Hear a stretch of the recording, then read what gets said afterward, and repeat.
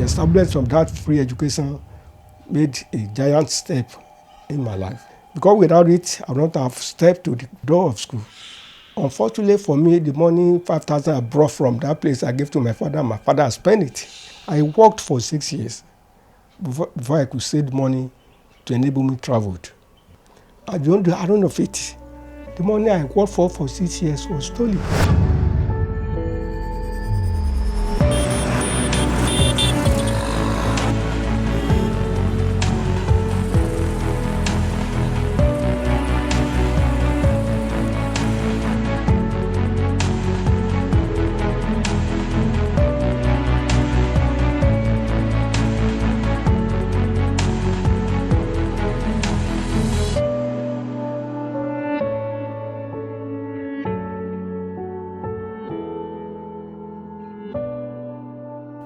Then when I went to American Embassy, the condition is so much, I cannot fulfill it. Go and bring your bank account, go and bring this, go and bring this. Then I went to Europe, Belgium.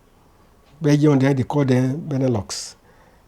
Luxembourg, Denmark, Netherlands. If you take one visa, it covers 6 countries. So that's why I traveled to Belgium.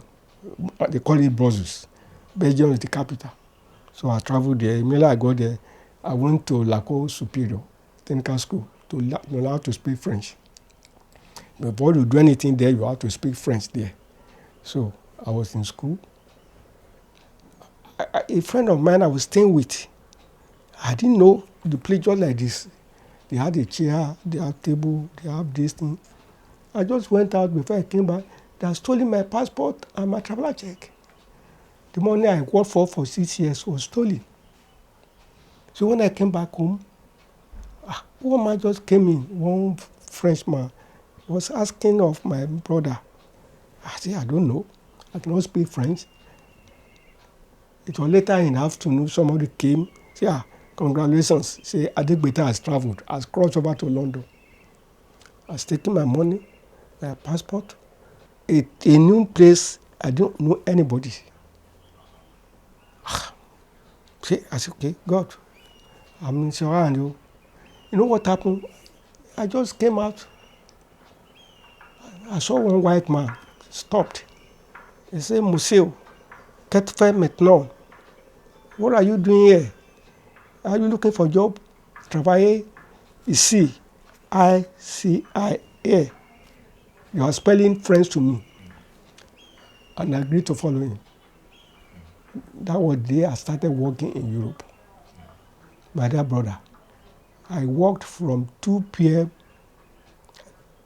to 4 a.m. in the morning.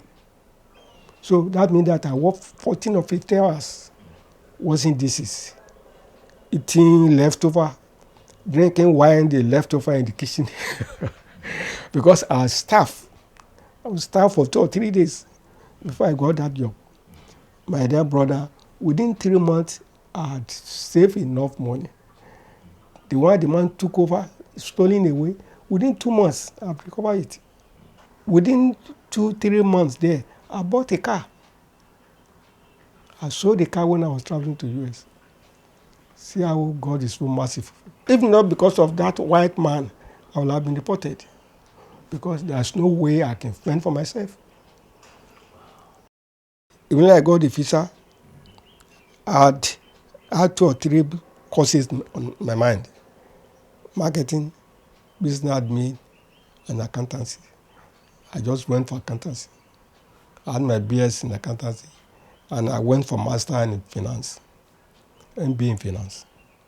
That was 1980. I had my first degree in 1979 at Southeastern University. Then Federal City College too. It's now they changed it to Federal University of District of Columbia now. They call Federal City College there. So everything was it in this I had my education. I went into school politics when I was in school. They call it Mr. University in the US. So we are about 12 or 15 of us who ran for that office. I won.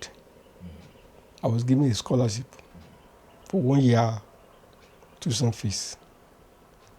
Are you getting what I'm saying now? Then, in the process, I was a taxi driver then. When I going to school, I was driving a taxi in the morning, in the afternoon, in the evening.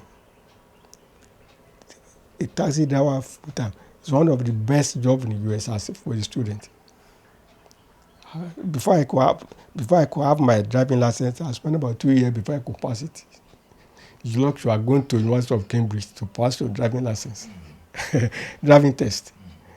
So when I had it, the second day I went to taxi office. I rented a taxi. Weekly something they just give you. You join anywhere, either blue top, black top. So I went in for the black one. So that's what started my life.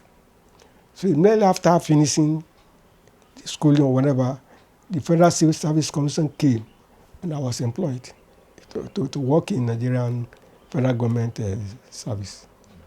I was given ticket that I should come home 6 months later. That's why I came back home. When I came back home, I was in Koyi working as accountant 1, Federal Ministry of Finance and Economic Development. So that's what I did until I retired. So basically, I really enjoyed the best of free education. Basically, I can thank God for that. Maybe that's why my daughter went to this Dolly Foundation. I don't know. I'm very proud of her too. Is that part of your story that actually inspired me most? I think I should be 13-year-old around that time, and we were on holiday. So I came home from the boarding house, and it fell into in one of those weekends that you normally come home after maybe you travel down from your workstation. And I said, Daddy, my shoes are tight. I never knew you were going to take me through another. You were like, wow, there are children of nowadays. In your own days, there are shoes. I think we started the meeting around 9 p.m. It was on Friday. He started telling me of how growing up you suffered. That night, when you were talking, it took me off my need for a shoe to like, there's a need to do more, even though I had no clue of what that particular thing would be. I feel that your story navigated my path. There was something about the way you told me your story that day.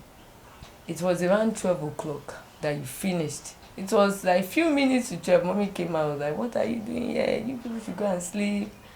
And by the time she came out, she saw you crying. That really, I've never seen you cry. And exactly 12 o'clock, when you told me, when you finished telling me your life story, you stood up and you said I should kneel down. And you said, no, I don't want you to go through the route I went through. So, aside giving you the gift of education, I am going to give you a gift of prayer. And you prayed your heart that day. You will not know, but I need to let you know that is a story that inspired me and is helping me to inspire more people. In spite of all what you went through, you were able to, create that legacy through your story for me, so that I'll be able to do that with others, to inspire others. So Daddy, thank you so much. I'm really very grateful to you, Yeah. and I know that the cadence in you brought this thing out. But if you are not kind, there is no way you'll be kind to others. And then really, God will be kind to you. Just keep on doing good things, God will reward you. I said it then because I don't have shoes. Normally I don't have anything apart from eating. We don't have nothing to show up. But I know those are the story behind us now. That gives me the courage to tell you that you have to be up and doing. Help yourself and help others. And you have demonstrated that, and I love you for that. Thank you very much. Thank you, Daddy. That's just the word I can say. Hearing that, saying a story again, is inspiring me to do more. And I believe for everyone that have listened to this short clip also feel the same way. You now know the reason why we are doing what we're doing in Dolly Children and why we can never be tired. I want to use this medium to thank everybody, all the supporters, all our friends, all our partners, all our volunteers, our board members, our mentors. I can't thank you all enough, and I can't begin to mention names here, but really, you've all been amazing. Without you in this journey with me, with us, I believe we wouldn't have come this far.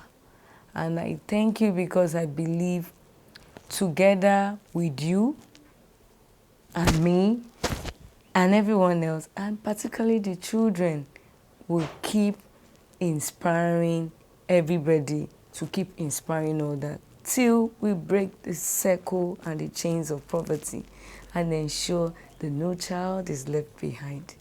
I look forward to working with you all, to doing more, to keep the dreams of these children alive. Thank you so much, and happy anniversary to us.